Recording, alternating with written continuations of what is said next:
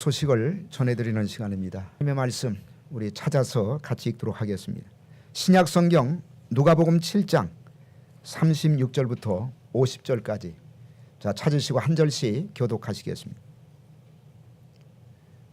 자 누가복음 7장 36절에서 50절까지 한 절씩 교독하도록 하겠습니다.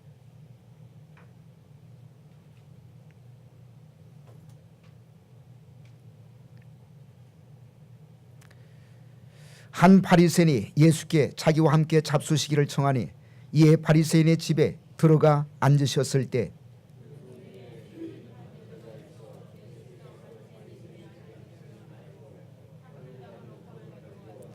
예수의 뒤로 그 발 곁에 서서 울며 눈물로 그 발을 적시고 자기 머리털로 씻고 그 발에 입 맞추고 향유를 부으니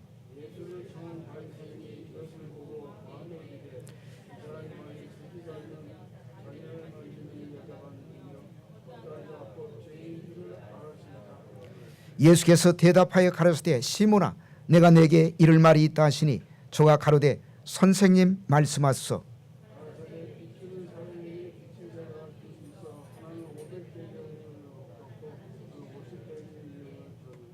갚을 것이 없으므로 둘 다 탕감하여 주었으니 둘 중에 누가 저를 더 사랑하겠느냐.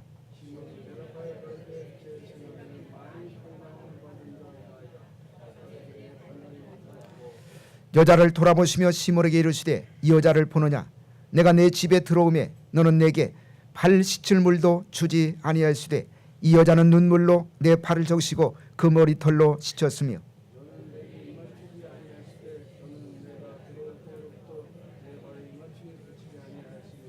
너는 내 머리에 감람류도 붓지 아니하시되 저는 향유를 내 발에 부었느니라.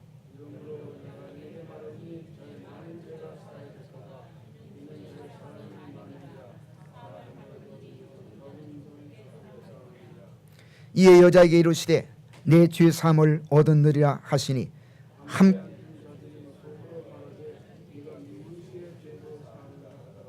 자 50절 같이 읽겠습니다. 시작. 예수께서 여자에게 이르시되 내 믿음이 너를 구원하였으니 평안히 가라 하시니라. 이는 하나님의 말씀입니다. 아멘.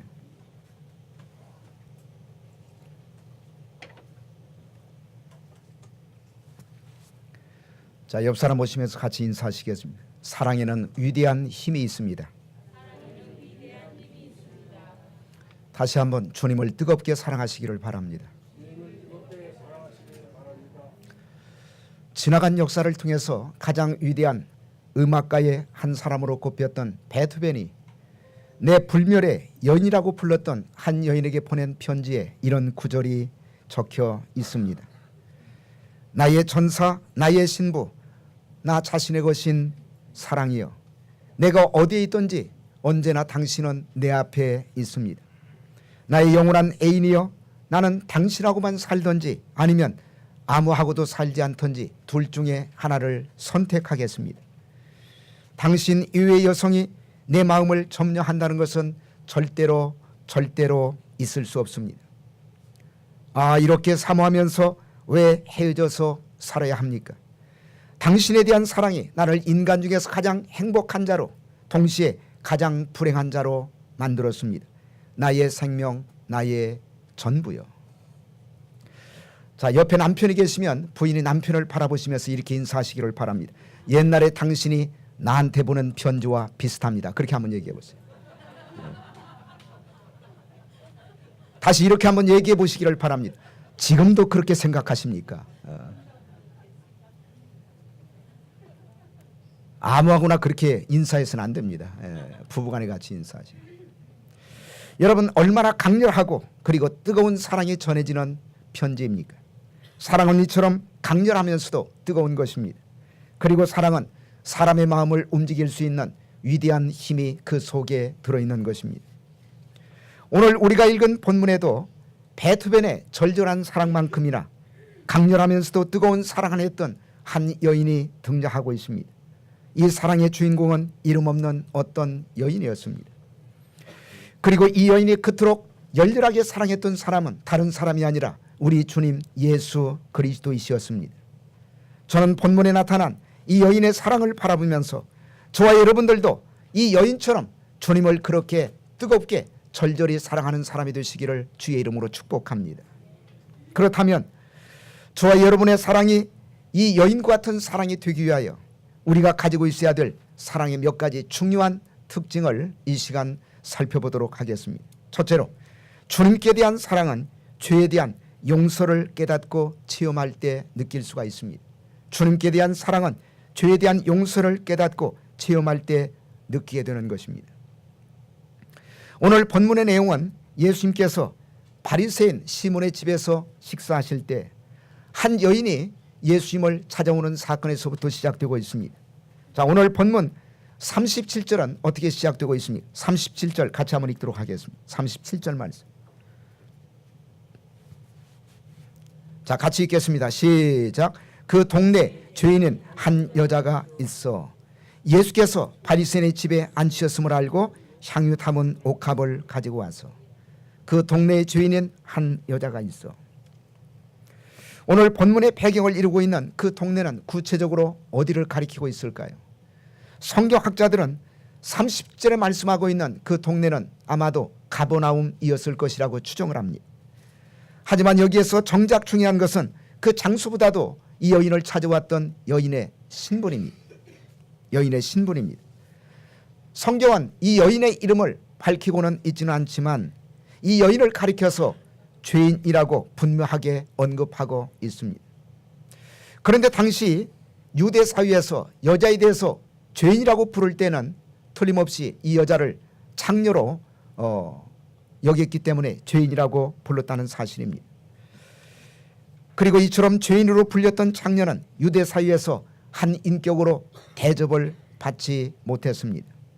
그렇다면 여러분 생각해 보십시오. 이 여인은 지금 이 식사 자리에 초청을 받은 사람이 아니었다는 얘기입니다. 불청객이었다는 얘기입니다. 하지만 이 여인은 예수께서 바리새인 시몬의 집에서 식사하신다는 소식을 듣고 멸시와 냉대를 받을 각오를 하고 용기를 내어 찾아왔던 것입니다. 그리고 예수님을 만나자마자 그는 눈물을 흘리기 시작합니다. 그리고 그 눈물로 발을 적시고 그리고 자기 머리털로 예수님의 발을 씻었습니다. 또한 그 발에 입 맞추고 그가 가져왔던 값비싼 향유를 열어서 예수님의 발에 부었습니다. 자, 이 광경을 가까이서 지켜보았던 시몬이 마음속으로 어떤 생각을 했을까요? 자, 39절 같이 한번 읽겠습니다. 자, 39절 말씀. 자, 같이 읽겠습니다. 시작. 예수를 청한 바리새인이 이것을 보고 마음에 이르되 이 사람이 만일 선지자였다면 자기를 만지는 이 여자가 누구며 어떠한 자 곧 죄인인 줄을 알았으리라 하거늘. 그러니까 예수님을 초청했던 이 잔치의 주인이었던 시몬은 마음속으로 굉장히 불쾌하게 생각을 했습니다. 그리고 속으로 생각하기를 만약 내가 초청했던 이 예수라는 사람이 만약 선지자였다면 이 여인이 어떤 사람인 줄을 알았을 텐데, 그리고 이 여인을 물리쳤을 텐데, 그런 마음속에 의심을 가지고 있었다는 얘기입니다. 그런데 예수님은 시몬이 마음속으로 생각하고 있던 것을 알아차렸습니다. 그래서 시몬의 마음을 아시고 한 가지 비유를 말씀하셨습니다. 그 비유는 바로 오늘 본문 41절에 기록되어 있는 빚을 탕감받은 두 빚진 자의 비유입니다. 빚을 탕감받은 두 빚진 자의 비유입니다. 물론 이 비유는 죄 많은 이 여인을 내심 못마땅하게 생각하고 있었던 시몬을 향한 비유였지만, 그러나 이 비유는 단지 시몬뿐만 아니라 이 땅에 살고 있는 모든 사람들을 위한 아주 중요한 진리가 담겨져 있는 비유였습니다. 자, 41절과 42절 같이 한번 읽겠습니다. 자, 41절과 42절 말씀. 자, 같이 읽겠습니다. 시작. 가라사대 빚 주는 사람에게 빚진 자 둘이 있어 하나는 500데나리온을 졌고 하나는 50데나리온을 졌는데 갚을 것이 없으므로 둘 다 탕감하여 주었으니 둘 중에 누가 저를 더 사랑하겠느냐. 자, 예수님께서 하셨던 비유는 이런 내용입니다. 한 채권자에게, 그 빚을 준 사람에게 두 명의 빚진 자가 있었다고 말씀하십니다. 자, 한 사람은 500데나리온, 그리고 한 사람은 50데나리온의 빚을 주었습니다. 여기에서 데나리온은 노동자 하루 품삯을 얘기하고 있습니다. 그러므로 500 데나리온의 빚을 진 사람은 노동자 500일의 품삯에 해당되는 빚을 진 사람이고 50 데나리온은 노동자 50일의 품삯에 해당되는 금액입니다. 그런데 이 비유 속에서 우리는 두 개의 중요한 내용을 발견할 수가 있습니다. 첫째는 두 사람 모두 빚을 졌다는 사실입니다. 그리고 두 번째는 두 사람 모두 갚을 능력이 없었다는 사실입니다. 42절에 보시면 갚을 것이 없으므로 그렇게 말씀하고 있습니다. 자, 둘 다 빚을 졌고 그 다음에 둘 다 뭐가 없다고요? 갚을 능력이 없어요. 둘 다 빚을 졌고 그 다음에 둘 다 갚을 능력이 없습니다.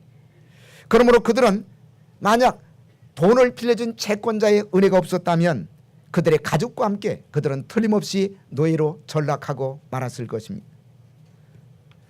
자, 이 예수님의 비유는 오늘 이 시대를 살아가고 있는 저와 여러분들에게 어떤 영적인 진리를 전달하고 있을까요? 이것은 모든 인간이 처한 영적인 현실을 적나라하게 우리에게 보여주는 예수님의 비유였던 것입니다. 자, 여기에서 돈을 빌려준 채권자, 그 채권자는 누구를 상징하고 있을까요? 하나님을 상징하고 있습니다. 하나님을 상징하고 있습니다. 그리고 채권자에게 돈을 빌렸던 두 빚진 자는 하나님께 죄를 짓고 그 죄 문제를 스스로 해결할 수 없는 이 땅에 살고 있는 모든 죄인들, 인간들을 상징하고 있는 것입니다. 다시 말씀을 드리면 모든 인간은 하나님 앞에 죄라고 하는 빚을 진 죄인들이다. 빚진 자들이다. 그런 말씀입니다. 여러분, 죄라고 하는 것은 영적으로 부채라고 얘기할 수가 있습니다. 다시 말씀을 드리면 죄는 사실은 빚입니다. 우리가 죄를 범하게 되면 하나님 앞에 그만큼 빚이 늘어나게 된다는 사실입니다. 뿐만 아니라 스스로 그 죄의 빚을 갚을 수 있는 능력이 없기 때문에 하나님의 은혜가 주어지지 않는다면 영원히 죽을 수밖에 없는 불쌍한 죄인들의 모습을 여기에서 우리에게 보여주고 있는 것입니다. 성경은 이 사실을 우리에게 분명하게 선포하고 있습니다.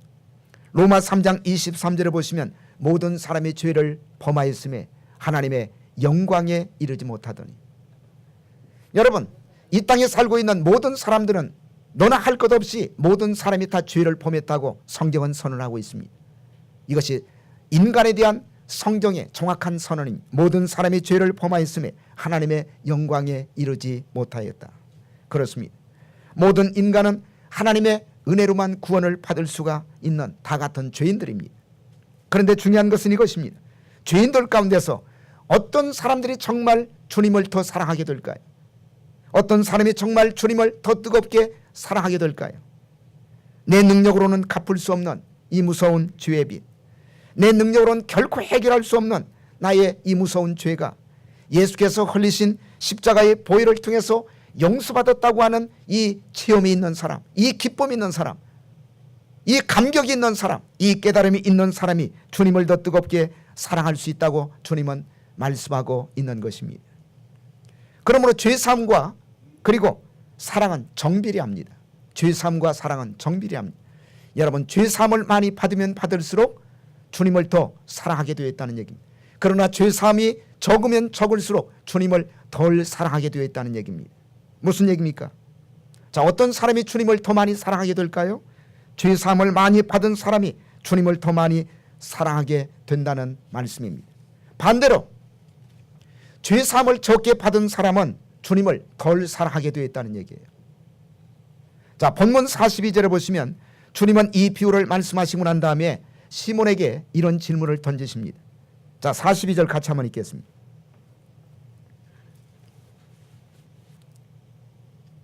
자, 42절 말씀 같이 읽겠습니다. 시작. 갚을 것이 없으므로 다 탕감하여 주었으니 둘 중에 누가 저를 더 사랑하겠느냐. 갚을 것이 없으므로 둘 다 탕감하여 주었으니 두 사람 가운데 누가 더 채권자를 사랑하게 되겠느냐. 자, 두 사람이 다 갚을 능력이 없어요. 그래서 돈을 빌려준 채권자가 탕감해 주었다. 여러분, 탕감해 주었다는 얘기는 빚을 면제시켜 주었다, 그 얘기입니다. 그렇다면 누가 그 빚을 면제시켜 준 채권자를 더 사랑하게 되겠느냐. 자, 대답이 뭘까요? 당연히 많은 빚을 탕감받은 사람이 채권자를 더 사랑할 수밖에 없죠. 50 데나리온보다는 500데나리온 탕감받은 사람이 더 사랑할 수밖에 없다는 이야기입니다. 자, 43절. 자, 시몬이 어떻게 대답을 했습니까? 자, 43절 같이 한번 읽겠습니다. 자, 같이 읽겠습니다. 시작. 시몬이 대답하여 가로되 제 생각에는 많이 탕감받은 자니이다. 가라사대 네 판단이 옳다 하시고. 그러니까 시몬이 대답을 정확하게 했습니까? 틀리게 했습니까? 정확하게 했어요. 50데나리온 탕감받은 사람보다는 더 많은 빚을 탕감받았던 500데나리온 탕감받은 사람이 채권자를 더 고맙게 생각하고 더 사랑할 수밖에 없죠. 더 많은 빚을 탕감받았기 때문에. 그래서 시몬은 정확하게 대답을 했던 것입니다. 그러면서 결론적으로 예수님께서는 47절에서 이렇게 말씀하셨습니다. 자, 47절 같이 한번 읽겠습니다. 47절 말씀. 자, 같이 읽겠습니다. 시작. 이러므로 내가 네게 말하노니 저의 많은 죄가 사해졌도다. 이는 저의 사랑함이 많음이라. 사함을 받은 일이 적은 자는 적게 사랑하느니라. 사함을 받은 일이 적은 자는 적게 사랑하느니라. 다시 말씀을 드리면 죄 사함을 받은 일이 적은 사람은 주님을 덜 사랑한다. 적게 사랑한다. 그러나 반대로 얘기하면 죄 사함을 많이 받은 사람은 주님을 더 많이 사랑할 수밖에 없다. 그 얘기입니다.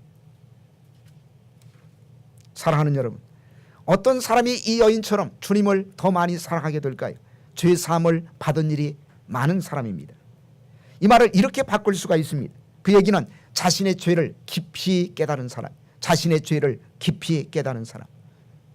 여러분, 그러므로 중요한 것은 우리가 죄를 깨닫더라도 죄를 깊이 깨달아야 돼요. 죄를 깊이 깨달아야 돼요. 다시 말씀을 드리면 죄를 크게 깨달아야 됩니다. 크게 깨달아야 돼요. 우리가 은혜를 받으면 받을수록 내 죄가 점점 커 보입니다. 점점 커지기 시작해요. 그리고 도저히 내가 갚을 수 없는 내 죄의 빚을 갚아준 예수님을 생각할 때마다 우리는 주님을 사랑하지 않을 수가 없습니다. 그래서 우리는 정말 주님을 더 많이 사랑할 수밖에 없고 더 뜨겁게 사랑할 수밖에 없는 것입니다. 우리가 성경에서 바울의 생애를 연구해 보면 바울은 시간이 지날수록 자기 인식, 자기 고백이 조금씩 달라지는 모습을 볼 수가 있습니다. 자, 바울의 그 사역 초기 정확하게 AD 50년 중반에 했던 고백을 우리가 고린도전서 15장 9절에서 찾아볼 수가 있습니다.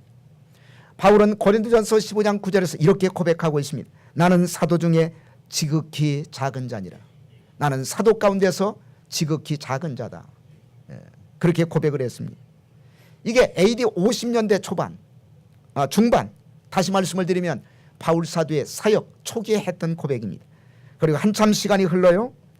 자, 이제 AD 60년대 초반에 들어왔을 때 바울의 고백이 이제 달라집니다. 에베소 3장 8절 보시면 바울은 이렇게 고백합니다. 모든 성도 중에 지극히 작은 자보다 더 작은 나에게. 조금 전까지는 자신을 사도 가운데서 가장 작은 자라고 그랬어요. 그런데 시간이 이제 흐릅니다. 그리고 난 다음에 이제 60년대 초반에는 이런 고백을 하지 않습니까? 내가 모든 성도 가운데서 모든 성도 중에 지극히 작은 자보다도 더 작은 자다. 이제 사도가 아니라 성도로 내려옵니다. 그 다음에 시간이 한참 흐릅니다. AD 66년경에는 마지막으로 바울 사도가 이런 고백을 남깁니다. 디모데전서 1장 15절을 보시면 죄인 중에 내가 괴순이라. 죄인 중에 내가 괴순이라. 바울이 제일 처음에 했던 고백은 사도라고 그랬어요. 자기가 사도라고 얘기했습니다. 사도 가운데 내가 가장 작은 자다.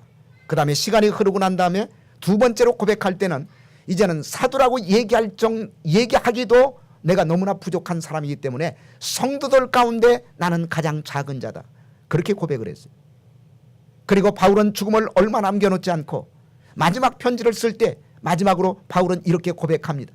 이제는 나는 사도라고 얘기할 수도 없고 나는 성도라고도 얘기할 수도 없고 나는 사실 죄인들 가운데 내가 괴수다. 여러분, 시간이 지나면서 바울은 자기 죄를 점점 깊이 느끼기 시작해요. 자기의 죄가 점점 커지기 시작하는 것입니다. 그래서 바울은 자기 자신을 사도라고도 얘기하지 않고 성도라고도 얘기하지 않고 뭐라고 얘기합니까? 죄인들 가운데 내가 괴수다. 죄인들 가운데 괴수다.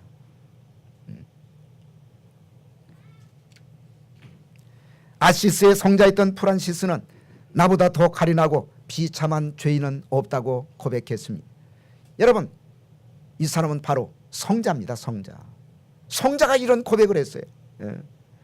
그러므로 성자는 어떤 사람입니까? 죄가 없는 사람이 성자가 아니에요.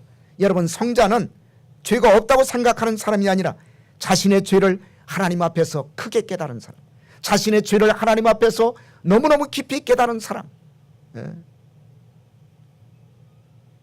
자신의 죄가 산더미처럼 커요. 도저히 자기의 능력으로는 해결할 수 없습니다. 그런데 예수께서 흘리신 십자가의 보혈을 통해서 내 죄가 용서를 받았다. 여러분, 그렇게 자신의 죄를 깊이 깨닫고 크게 느끼게 되면 예수님의 십자가의 보혈이 얼마나 중요하다는 사실을 느낄 수밖에 없고, 그래서 주님을 뜨겁게 사랑할 수밖에 없다는 얘기예요.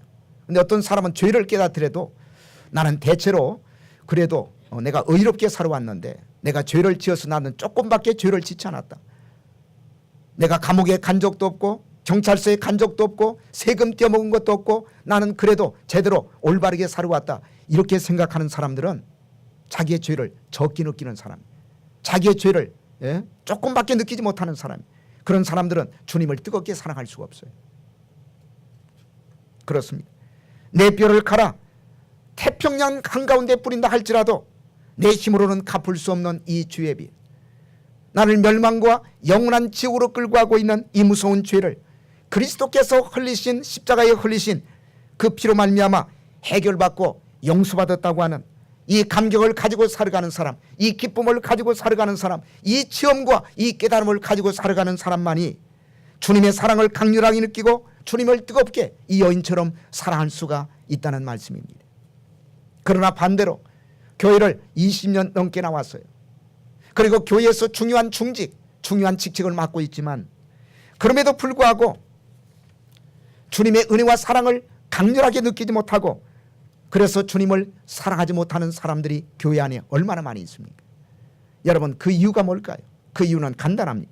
주님께서 내 죄를 용서해 주셨다는 뼈저린 감격이나 그리고 깨달음이 없기 때문에 그냥 주님을 생각해도 그냥 미지근해요. 이런 사람들은 주님의 십자가를 생각해도 감격이 없어요. 감격이 없습니다. 그리고 담담합니다. 주님의 십자가를 생각해도 별로 느낌이 없어요. 눈물이 없어요. 감사가 없고 기쁨이 없습니다. 그런데 어떤 사람이 주님의 십자가를 생각하면, 어떤 사람은 주님의 십자가를 생각하면 가슴이 뭉클해지기 시작해요. 그리고 눈물이 나오기 시작합니다. 가슴이 뜨거워집니다. 왜 그렇습니까? 도저히 내가 해결할 수 없는 저 산더미보다 더 큰 내 죄를 주님께서 십자가에 서리신 보혈을 통해서 내 죄를 용서하셨다. 내 죄 문제를 해결해 주셨다. 이 감격이 있기 때문에, 이 체험이 있기 때문에, 이 깨달음이 있기 때문에 그냥 주님의 십자가만 바라봐도 눈물이 나와요.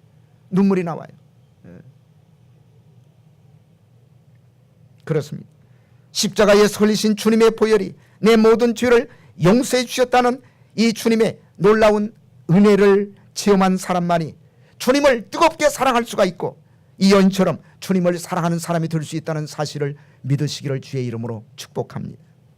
저와 여러분도 오늘 이 여인처럼 주님에 대한 뜨거운 사랑을 다시 회복하시기를 주님의 이름으로 축원을 드립니다. 자, 두 번째로 주님께 대한 사랑은 반드시 헌신의 자리로 나아가게 만드는 힘이 있습니다. 주님께 대한 사랑은 반드시 헌신의 자리로 나아가게 만드는 힘이 있습니다. 여러분, 사랑의 특징이 뭘까요? 사랑은 주고 싶어 합니다. 사랑은 주는 것입니다. 사실 못 주어서가 아니죠. 여러분, 복음 성가 가사에도 사랑은 주는 것이라고 이야기하고 있지 않습니까? 부모님의 사랑도 그렇고 연인들의 사랑도 그렇습니다. 정말 사랑하는 사람이라면 없어서 아니죠. 자꾸 주고 싶어요. 그래서 사랑은 주는 것입니다. 요한복음 3장 16절에 보시면 하나님이 우리를 어떻게 사랑했습니까? 이처럼 사랑하사. 하나님이 세상을 이처럼 사랑하사. 그래서 어떻게 했어요? 독생자를 뭐 하셨으니? 주셨으니. 하나밖에 없는 독생자. 하나님의 하나밖에 없는 그 독생자를 우리를 사랑하셨기 때문에 하나님은 우리를 향해서 그 독생자를 주셨고 그리고 그분을 십자가에 매달았다고 성경은 말씀하고 있는 것입니다. 마찬가지로 여러분, 우리가 정말 주님을 사랑한다면, 정말 우리가 주님을 뜨겁게 사랑한다면 주님께 드리는 헌신의 삶을 살아가지 않을 수가 없습니다. 그러나 반대로 우리가 주님께 인색하게 되고, 우리가 주님께 드리지 못하고, 우리가 주님께 헌신하지 못하는 삶을 살아가는 가장 중요한 이유가 뭘까요? 간단해요. 주님을 뜨겁게 사랑하지 않기 때문에 그렇습니다. 그래서 아까운 거예요. 시간을 드리는 것이, 내가 물질을 드리는 것이 아깝고 인색하게 되고. 왜 그렇습니까? 주님을 사랑하지 않기 때문에 그렇습니다. 오늘 본문에 나오는 바리새인 시몬이 바로 그런 사람이었어요. 그는 주님을 식사 자리에 초대는 했지만 주님께 대한 뜨거운 사랑이 없었습니다. 그래서 정성과 마음을 다해서 주님을 대접하지 못하고 있는 시몬의 모습을 여기에서 볼 수가 있습니다. 주님이 그것을 지적하고 계십니다. 그래서 그냥 체면치레 정도, 그리고 형식적이고 그 속에 마음과 정성이 빠져 있어요. 주님은 그것을 지적하고 계십니다. 자, 오늘 본문, 자 44절에서 46절까지 같이 한번 읽겠습니다. 자 44절에서 46절까지. 자, 같이 읽겠습니다. 시작. 여자를 돌아보시며 시몬에게 이르시되 이 여자를 보느냐? 내가 내 집에 들어오며 너는 내게 발 씻을 물도 주지 아니하였으되 이 여자는 눈물로 내 발을 적시고 그 머리털로 씻었으며 너는 내게 입 맞추지 아니하였으되 저는 내게 내가 들어올 때부터 내 발에 입 맞추기를 그치지 아니하였으며 너는 내 머리에 감람유도 붓지 아니하였으며 저는 향유를 내 발에 부었느니라. 자, 바리새인이 있던 시몬에게는 예수님께서 계속 하지 않았다. 세 번씩이나 지적하셨어요. 그러나 이 여인은 나에게 이렇게 했다 말이죠. 자, 뭐를 하지 않았습니까?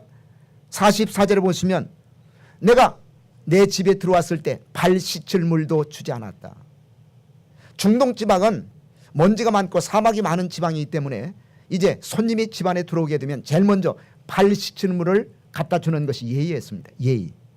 그게 무슨 어떤 극진한 대접이 아니에요. 기본적인 예의입니다.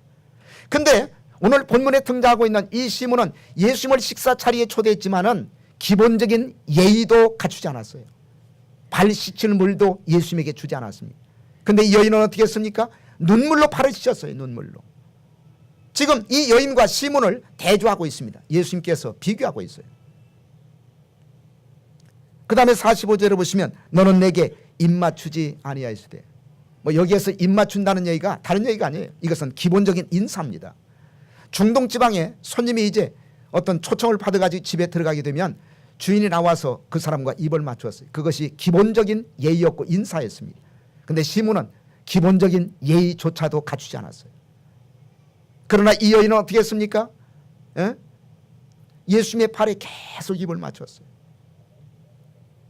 그 다음에 세 번째 보시면 너는 내 머리에 감람유도 붓지 아니하였으되, 조금 더 예의를 갖추게 되면 이제 감람유를 부어주는 것이 기본적인 예의였습니다. 그런데 시몬은 그렇게 하지 않았어요. 그러나 이 여인은 자기가 간직했던 값비싼 향유, 그 향유의 뚜껑을 열고 예수님의 발에 부었어요. 그러니까 시몬은 지금 예수님을 식사 자리에 초대했지만 거의 형식적입니다. 형식적이에요. 기본적인 예의도 갖추지 못합니다. 그 속에 마음과 정성이 빠져 있어요. 그러나 이 여인은 달랐습니다. 달랐어요. 이 여인은 뜨거운 사랑으로 마음과 정성을 다해서 주님께 헌신을 다했던 것입니다. 자, 오늘 본문에 등장하고 있는 이 여인이 주님 앞에 드렸던 헌신을 우리가 두 가지로 요약할 수가 있습니다. 첫째는 전체적인 헌신이었습니다. 그리고 두 번째는 계산을 초월한 헌신이었습니다. 자, 첫째로 이 여인의 헌신은 전체적인 헌신이었습니다. 여러분, 전체적인 헌신이었다는 얘기는 마음과 몸과 물질을 드린 헌신이었다는 얘기. 마음과 몸과 물질을 드린 헌신이었습니다. 자, 38절 같이 한번 읽겠습니다. 38절 말씀.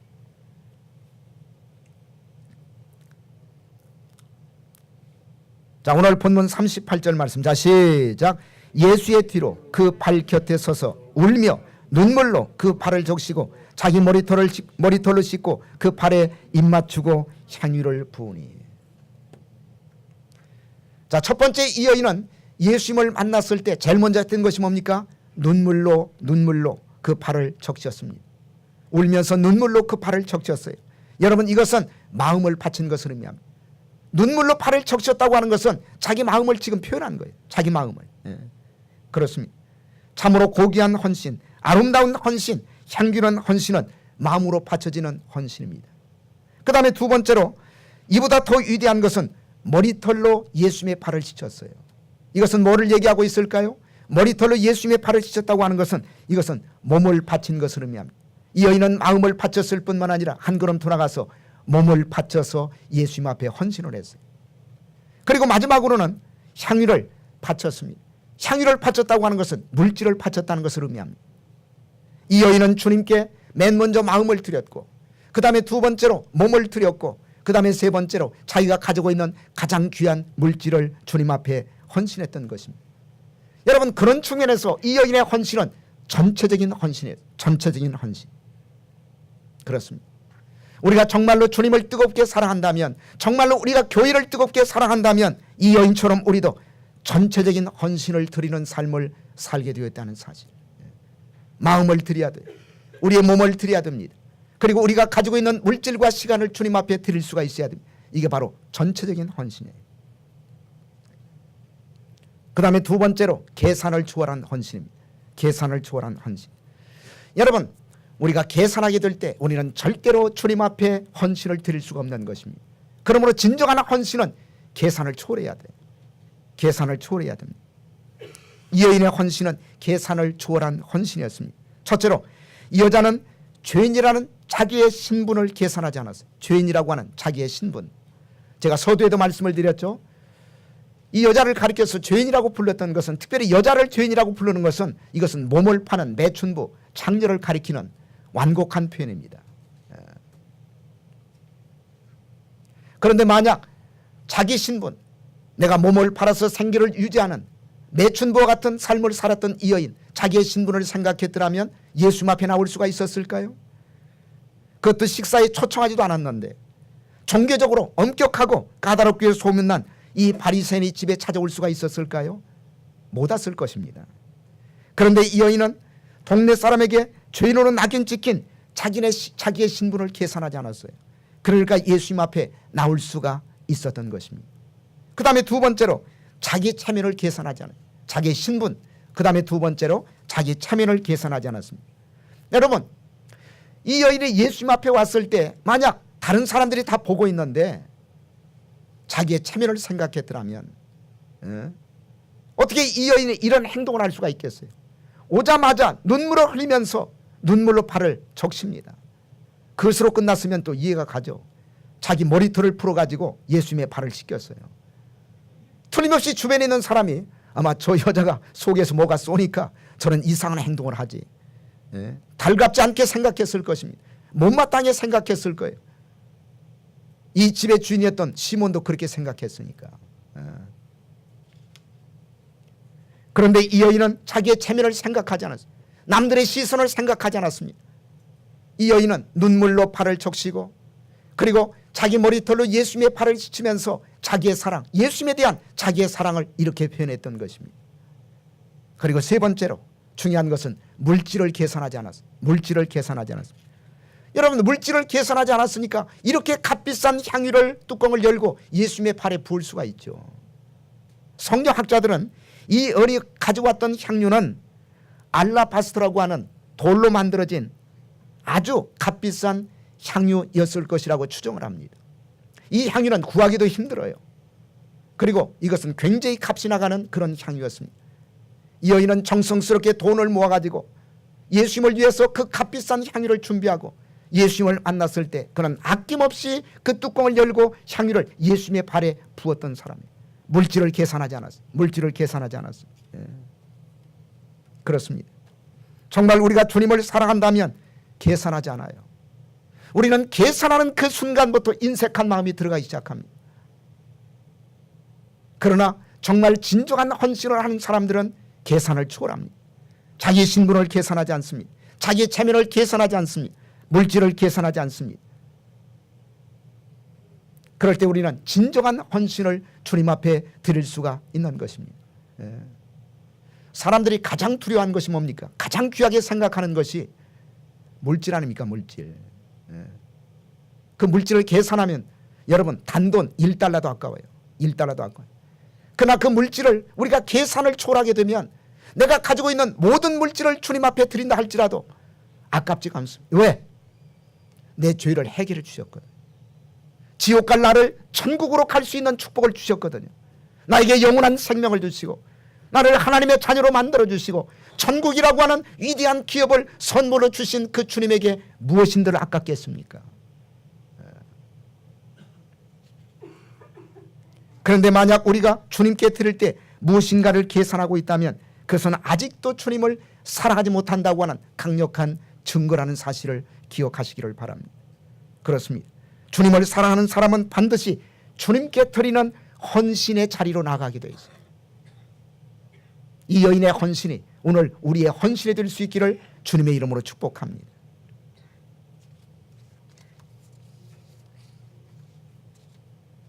마지막 세 번째입니다. 주님께 대한 사랑은 반드시 축복의 자리로 나가게 만듭니다. 축복의 자리로 나가 헌신의 자리로 나가게 만들 뿐만 아니라 주님께 대한 사랑은 반드시 축복의 자리로 우리를 인도합니다. 그래서 주님을 사랑하는 사람들은 하나님의 축복을 받게 되어 있고 예수님의 축복을 받게 되어 있어요. 자, 그렇다면 주님께 대한 이 여인의 사랑이 가져왔던 축복, 어떤 축복이었을까요? 한 4가지 정도 축복을 받았습니다. 첫째는 주님의 칭찬을 받았어요. 주님의 칭찬. 그게 44절에 46절까지 말씀 아닙니까? 시몬과 비교하면서 예수님이 시몬에게는 야, 내가 내 집에 들어왔을 때 너는 발 씻을 물도 주지 않았지만 이 여인은 눈물로 내 발을 씻었다. 내가 내 집에 들어왔을 때 너는 나에게 입 맞추지 않았지만 이 여인은 내 발에 입을 맞췄단 말이죠. 내가 내 집에 들어왔을 때 너는 나에게 향유를 부어주지 않았지만 이 여인은 가장 비싼 향유를 계산을 초월해서 값을 계산하지 않고 내 발에 부어주었다. 자, 시몬은 책망하시면서 예수님께서는 이 여인을 칭찬하시고 있는 거 아닙니까? 이 여인을 지금 인정하고 있는 장면이 아닙니까? 이 여인은 예수님에게 칭찬을 받고 인정을 받았어요.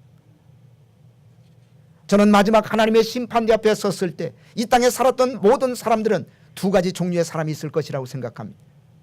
우리가 주님의 심판대 앞에 섰을 때 첫째로 주님의 칭찬을 받는 사람이 있고 그 다음에 2번째로 주님의 책망을 받는 사람, 2 종류의 사람으로 나눠질 것입니다. 마태복음 25장 21절에 보시면 이 5달란트 받았던 청지기를 향해서 주님 뭐라고 말씀하십니까? 잘하였도다, 잘하였도다, 착하고 충성된 종아, 칭찬하셨어요. 우리가 사람들에게 칭찬받는 것 중요합니다. 그러나 나를 창조하신 창조주 하나님, 내 인생의 주인이신 주님이 나를 칭찬하시고 나를 인정하셔야지. 사람들은 나를 칭찬하고 있는데 주님이 책망한다면 그 사람의 인생은 실패한 인생. 우리 교회에 출석하고 있는 모든 성도들이 마지막 주님의 심판대 앞에 섰을 때 이렇게 칭찬받는 성도가 되시기를 주의 이름으로 축복합니다. 그런데 1 달란트 그리고 2 달란트 받았던 종은 책망을 들었어요. 아니, 1 달란트 받았던 종은 책망을 들었습니다. 마태복음 25장 26절에 보시면 이 1 달란트 받았던 종, 손해가 날까 봐 그 달란트를 땅속에 묻어두었던 이 1 달란트 받았던 종을 향해서 예수님이 뭐라고 말씀하십니까? 악하고 게으른 종아, 악하고 게으른 종아. 이것은 무서운 책망이에요. 무서운 책망입니다. 우리 교회 성도 가운데 이런 책망을 받는 성도가 없기를 주님의 이름으로 축원을 드립니다. 그 다음에 2번째는 공개적인 사죄의 선언입니다. 공개적인 죄의 용서에 대한 선언. 자, 48절 같이 한번 읽겠습니다. 48절. 자, 같이 읽겠습니다. 자, 시작. 이에 여자에게 이르시되 내 죄사함을 얻었느니라 하시니. 예수님께서 이 여인을 가리켜서 내 죄사함을 얻었느니라. 처음에 보시면 이 여인은 성경이 죄인이라고 말씀하고 있어요. 자기 몸을 팔아서 생기를 유지하는 매춘부였습니다. 그러니까 살아오면서 얼마나 많은 죄를 지었겠어요. 온갖 남자를 다 상대하면서 말이죠. 도저히 인간의 생각으로는 해결할 수 없는 수많은 죄를 지었던 이 여인, 이 여인을 향해서 예수님께서 이렇게 말씀하십니다. 내 죄가 용서를 받았느니라. 내 죄 문제가 해결되었느니라. 이 선을 듣는 그 순간 이 여인은 얼마나 기뻤을까요? 얼마나 마음이 가벼웠을까요? 얼마나 뛸 듯이 마음속에 기쁨이 찾아왔을까요? 이 여인은 이제 자신의 죄를 용서받고 주변 사람들에게 비난과 멸시를 받았던 이 죄인이라는 신분, 그 신분으로부터 벗어났음을 공식적으로 공개적으로 주님은 선언하셨던 것입니다. 그리고 세 번째로 구원의 축복을 받았어요. 구원의 축복. 자, 50절 같이 한번 읽겠습니다.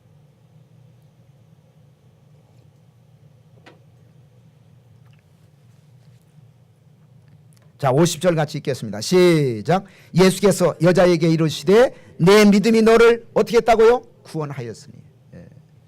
내 믿음이 너를 구원하였으니.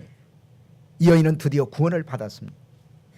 바리새인들은 이 여자가 몸을 파는 매춘부였기 때문에 절대로 구원을 받을 수 없다고 생각했어요. 그러나 예수님은 이 여인을 향해서 내 믿음이 너를 구원하였다고 선언하십니다. 구원의 축복이 임한 것입니다. 여러분, 이 여인에게 구원의 축복이 임하는 그 순간 이 여인은 하나님의 자녀가 됐어요. 그리고 천국이라고 하는 기업을 받을 수 있는 상속자가 되었습니다. 이 여인 속에 하나님의 생명이 심겨지면서 영생에 대한 축복을 받는 순간이었습니다. 그리고 마지막 네 번째로 평안의 축복입니다. 평안의 축복. 자, 50절 같이 한번 읽겠습니다. 50절 말씀. 자, 같이 읽겠습니다. 시작. 예수께서 여자에게 이르시되 내 믿음이 너를 구원하였으니, 그 다음에 어떻게 하라고요? 평안히 가라.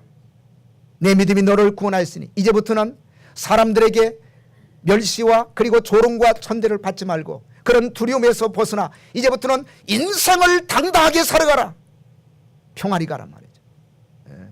죄가 용서를 받았고 그 다음에 하나님의 자녀로 구원을 받았고 이제 하나님의 자녀로서 천국의 후사로서 인생을 당당하게 살아가라고 하는 주님의 마지막 선언, 평안히 가라. 평안히 가라.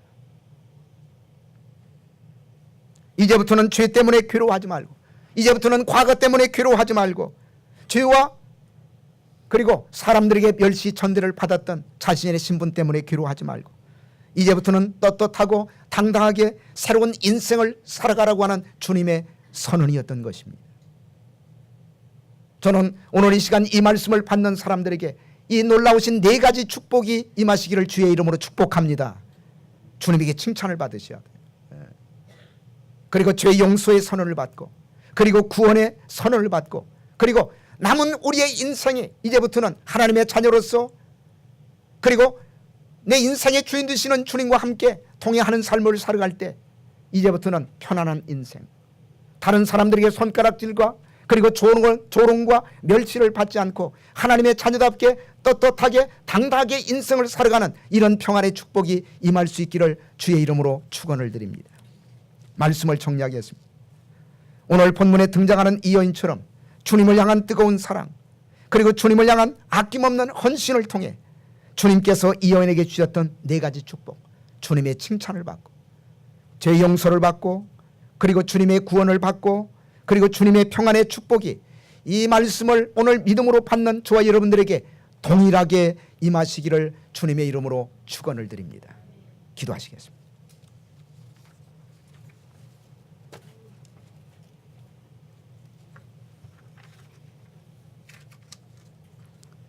살아계신 주님, 이 불쌍한 여인, 사람들에게 비난과 조롱의 대상이었던 이 여인, 이 여인에게 주께서 선언하셨던 이 네 가지 축복이 오늘 이 말씀을 받는 우리들에게도 동일하게 임할 수 있도록 도와주시옵소서. 그러기 위해서 정말 주께서 십자가에 흘린 보혈을 통해서 내 죄가 사함을 받았다고 하는, 엄청난 내 죄가 용서를 받았다고 하는 그런 지음을 갖게 하여 주시옵소서. 그리고 주님을 뜨겁게 사랑하게 하시고 주님을 위해서 마음과 그리고 몸과 물질을 바쳐 헌신할 수 있도록 도와주시옵소서. 그리하여 이 여인이 받았던 이 네 가지 축복이 오늘 우리의 축복이 될 수 있도록 도와주시옵소서. 살아계신 예수 그리스도의 이름 받들어 감사하며 기도드리옵나이다. 아멘.